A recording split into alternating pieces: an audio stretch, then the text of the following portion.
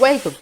In this video we are going to find how to prepare with the Level 2 book of Spellbee International. The Level 2 book prepares you for the state level or the regional level of the Spellbee International exams.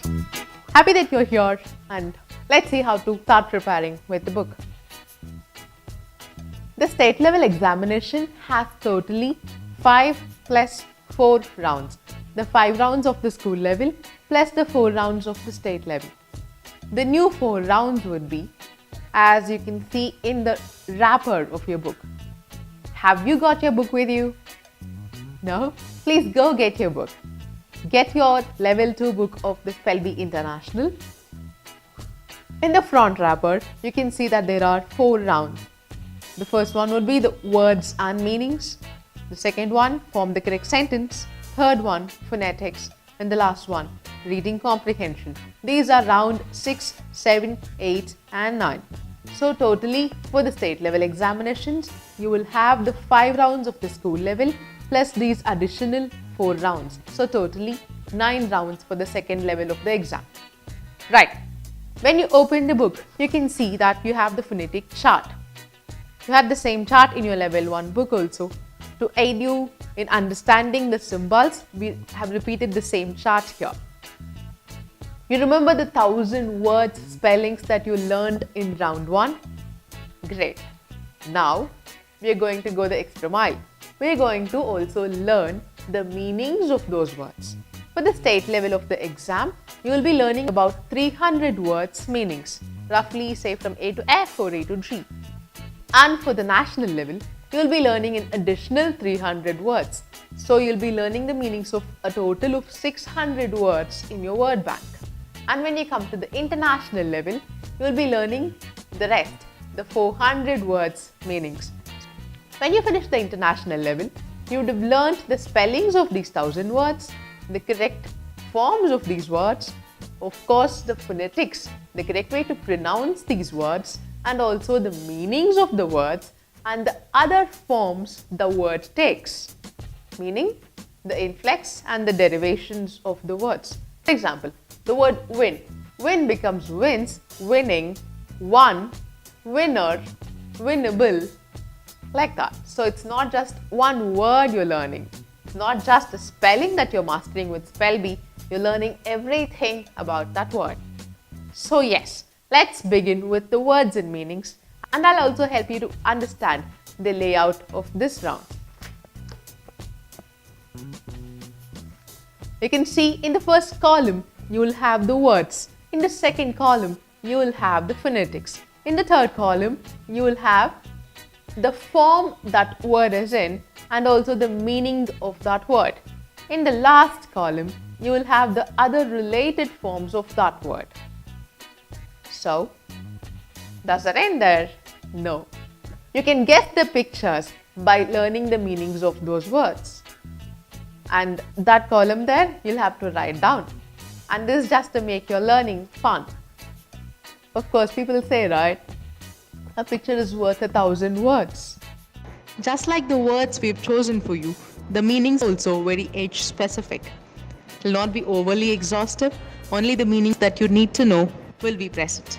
But you can see that some words have more than one meaning and some words will even have more than one pronunciation. For example, entrance can be pronounced as entrance, meaning an opening through which you enter a place, and can also be pronounced as entrance, meaning to enthrall, to fill somebody with wonder. Same word, 2 sounds, 2 meanings. You have many words like that. So how will you be tested in this round? For this round, you will be matching the words with their meanings. You can expect any word from the 300 words that we've learned. And each question will carry a mark, so 10 marks for this round. Let's go to round number 7. Round number 7, the exercises would be in 2 patterns. The first pattern would be unjumbling the jumbled sentence. A sentence would be split either in 3 parts or in 4 parts, and you'll have to put the words in the right order to form a meaningful sentence. you will have to be wary about what kind of a sentence that is. If it is an interrogative sentence, it ends with a question mark. So it will start not like how a declarative sentence would start. I was happy would be a declarative sentence. Was I happy would be an interrogative sentence. So look at the kind of sentence that you're doing and the end punctuation mark. If it ends with a full stop or a period, it will be a declarative sentence, or a question mark, an interrogative sentence. You will also be having exclamatory sentences, etc. You have to go for the option that includes the other options. I hope you understand. So understand, a sentence can be coined in many ways using the same words in the sentence. The second pattern in form the correct sentences would have a lot of options for you to choose from. You have to choose the correct word and put it in the blank. Every exercise would be teaching you some grammar concepts. Adjectives, articles, nouns, punctuation marks, so on and so forth. Every exercise will have a grammar theme to it. How will you be tested for round number 7? 10 questions will be asked in the exam. 5 questions on unjumbling the sentences and 5 questions on choosing the right word and putting it there in the sentence. So 10 questions, each 1 mark, so 10 marks for round number 7. Now round number 8. In round number 8, we'll be learning much more about the phonetics. You have only 6 exercises in the phonetics round, and here you'll be able to understand many things related to phonetics, like are there some silent letters in the word, and if there are some silent letters, what is that silent letter? You'll be choosing the silent letter in that word, and there'll be a blank in the phonetic transcription, and you'll have to find out which phonetic symbol fits there. Is it a long sound or a short sound, or is it the ch sound or the sh sound? You'll be able to find out the minute differences in sounds and differentiate between 2 phonetic symbols, and will be able to apply which sound should be there in that missing part of that phonetic transcription. You'll also be learning about homophones. You know homophones, right? Similar sounding words, of course. In the list of the pairs of those words, you'll be finding out which 2 words are homophones. You should be able to look at the phonetic transcription, and you should be able to write what is that word in the blank. That is the last exercise in phonetics. For the exam, 10 questions will be there, and each question will carry 1 mark. Questions will be sourced from all the 6 rounds of the phonetics round. We have now come to the last round of the level 2 book. This round is reading comprehension. Here, in Spell Bee, in round 9, you'll have 6 exercises in reading comprehension. We assure you it will not be a boring passage. 6 kinds of exercises would be there. You'll be comprehending a poem, you'll be comprehending a newspaper article, you'll be comprehending a letter written by a very famous person, an advertisement poster, a label of a product, and a dialogue from a famous book, a book that would be recommended for your age.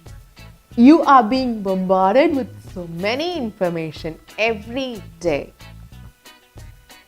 Like you'll be seeing a poster, you will be seeing when you look at a shampoo bottle, there are products that we consume every day.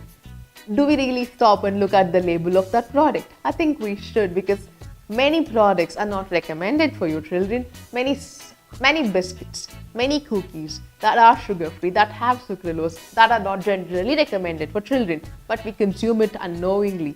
I think so we think that it is important that you comprehend every information that comes to you. In all the reading comprehension exercises, you will have 10 questions based on that newspaper clipping, or that poem, or that letter, or dialogue, etc. And the 10 questions will have options for you to choose from. Without comprehending properly, these questions you will be able to answer only if you understand the exercise. And for the examination, only 1 exercise, will be asked. Questions generally from all the exercises, of course, cannot be asked. So one exercise will be chosen, and for the examination, the questions will be from the book only for the state level. When we come to the national and the international level, the questions, of course, will not be the same. Now that we've covered all the 4 rounds, of course not. It's a very interesting round, level 2. Happy that you have qualified yourself for level 2. Now start preparing for the exam. We wish you the best to compete and qualify yourself for the level 3, that's the national level. Hope to see you there. Bye-bye.